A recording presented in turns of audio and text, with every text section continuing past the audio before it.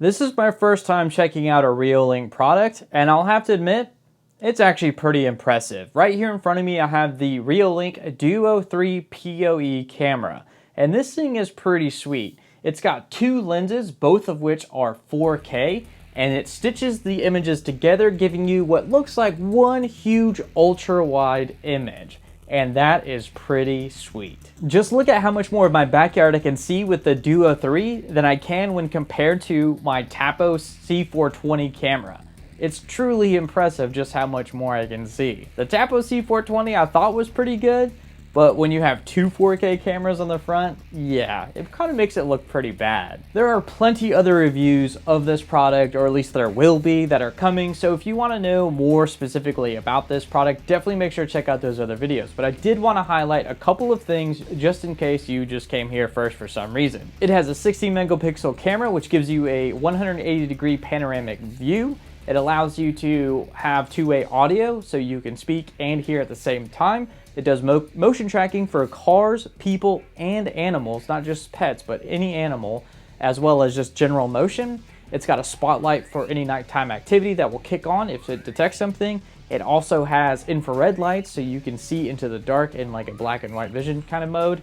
And then it also has a customizable alarm that you can either just use the default alarm for, or set your own wave file for that alarm, which is pretty cool. And then of course it can be powered either via power over Ethernet or using a barrel connector. I'll be using this Reolink NVR to power my camera over Ethernet. If you don't have one of these, you can always use a switch like this one that also provides power over Ethernet.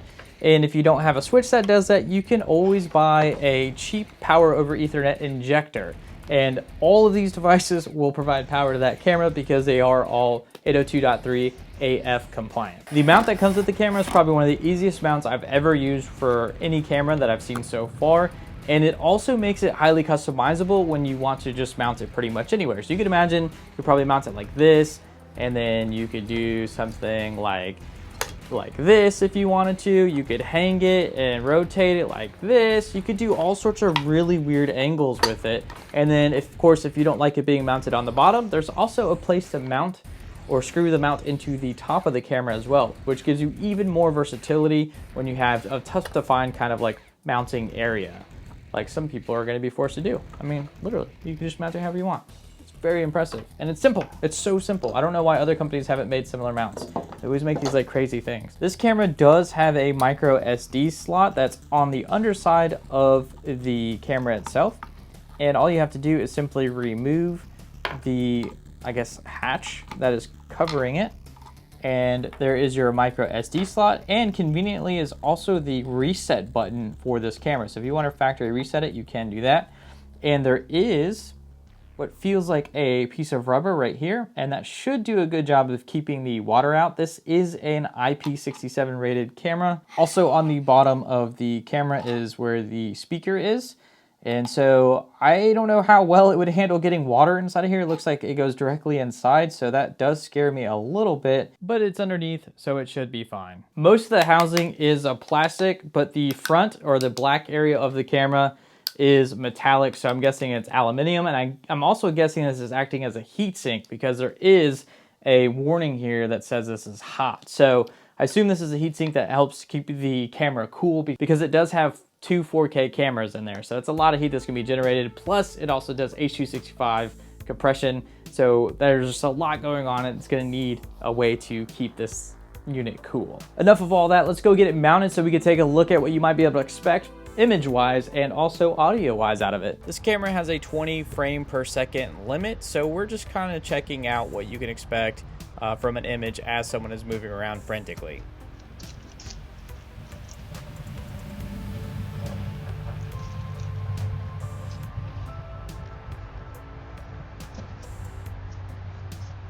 Let's zoom in and slow down some of these shots to see if I got any good moments of my face in any of the frames from when I was jumping around frantically. In this scene here, if we pause the video, you can actually get a really good image of my face despite it being just ever so slightly blurry. Next up is a little test I like to do, trying to read a license plate at different distances and all around the backyard in general. We will have to zoom in for this, or else it would be very hard to make out the text because this camera has such a wide angle available to it.